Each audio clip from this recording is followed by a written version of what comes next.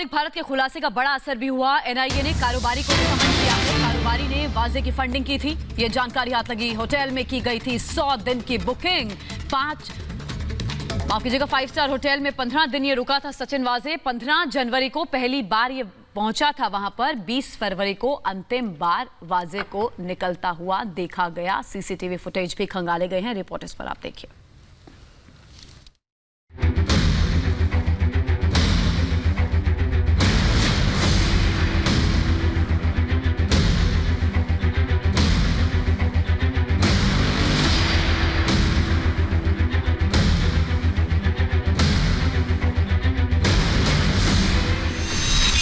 वाजे वसूली और वो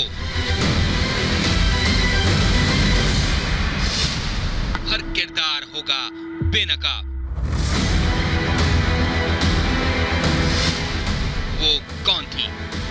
षड्यंत्र का जाल जितना सुलझता जा रहा है, नए नए किरदार की कहानी भी सामने आ रही है। रिपब्लिक भारत वाजे गेट में नए नए खुलासे कर रहा है। फर्जी आधार कार्ड का खुलासा आर भारत ने किया।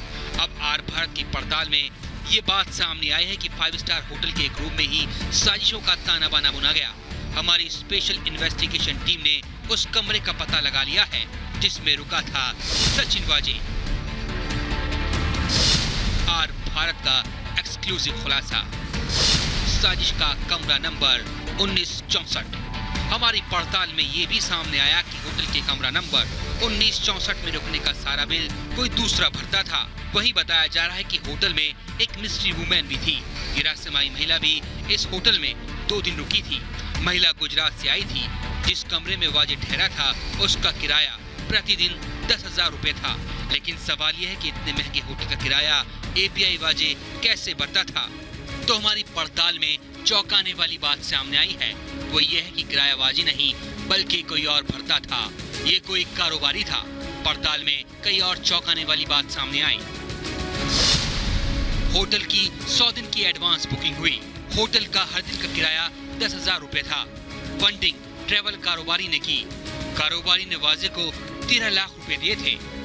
हमारी पड़ताल में ये सामने आया कि कारोबारी के केस के निपटारे के एवज में वाजे ने उसके ऊपर दबाव बनाया कि वो होटल का खर्चा उठाए, और दबाव बनाकर ये कहा गया कि होटल का खर्चा कारोबारी को ही उठाना है। और आखिरकार 100 दिन होटल में ठहरने का खर्चा कारोबारी की तरफ से दिया गया। लेकिन मुख्य बात यह है कि वाजे सिर्फ और सिर्फ 5 दिन उस लग्जरी होटल में ठहरा था जिसमें एक रात रुकने की कीमत 10,000 रुपए थी। खबरों के मुताबिक कारोबारी का मुंबई के कंजूरमार्ग पुलिस थाने में एक पुराना केस था। वाजे ने इस केस को क्राइम ब्रांच ट्रांसफर कराने की सलाह दी थी। सचिन वाजे ने कारोबारी को यकीन दिलाया था कि वो उसका केस खत्म करवा देगा। इसके एवज में लग्जरी होटल में ठहरने का भुगतान करने को कहा था। और वो एक वसूली लेवल का ऑफिसर है जो जिधर भी जाएगा खाली वसूली करते रहेगा, बाकी उसका कोई काम नहीं है।